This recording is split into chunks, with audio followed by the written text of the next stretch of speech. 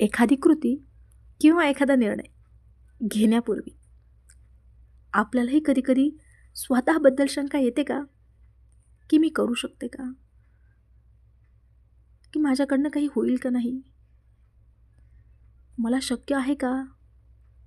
या आणि अशा प्रकारच्या डाऊट्स तुम्हाला येतात का?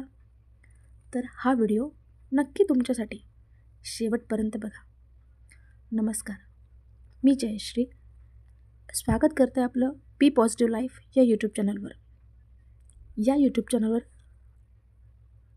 आपण लाईफमध्ये जे काही स्ट्रेस, कन्फ्युजन, निगेटिव्हिटी जी खूप आली आहेत त्याबद्दल बोलतो आणि त्यावरील चांगल्या गोष्टींवर, म्हणजेच काय तर त्यावर एखादा सकारात्मक विचार कसा चांगल्या पद्धतीने काम करून आपलं आयुष्य बदलू शकतो याबद्दल.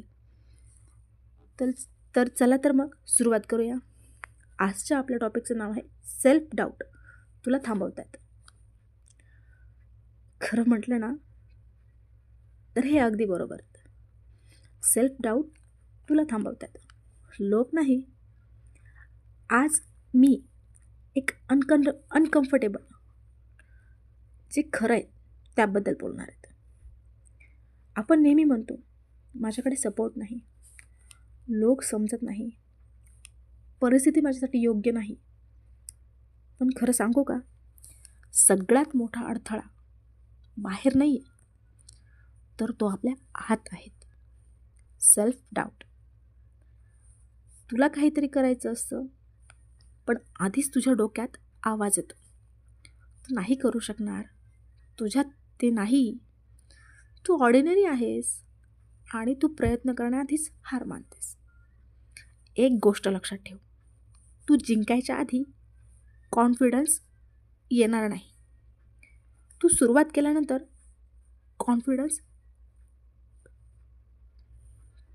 केल्यानंतर कॉन्फिडंट होणार आहेस. सेल्फ डाऊट सगळ्यांनाच असतो. फरक फक्त इतकाच आहे की काही लोक त्याच्याबरोबरही चालतात आणि काही लोक थांबून घेतात.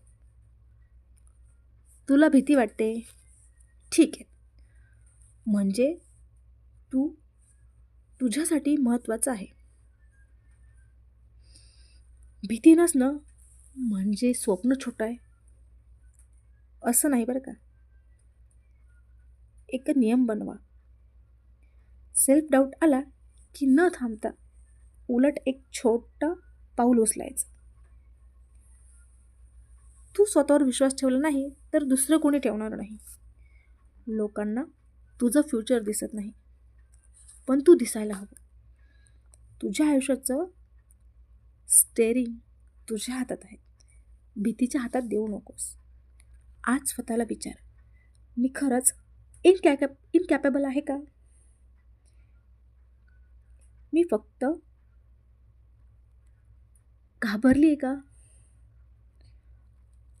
जे उत्तर मिळेल ते तुला माहिती आहे. तर मलाही कमेंट करून जरूर तुमच्या मनातलं उत्तर कळवायला विसरू नका. आणि हा व्हिडिओ कसा वाटला त्याबद्दलही कळवा. आवडल्यास चॅनलला सबस्क्राईब करायला आणि शेअर करायला विसरू नका. धन्यवाद. बी पॉझिटिव्ह लाईफ.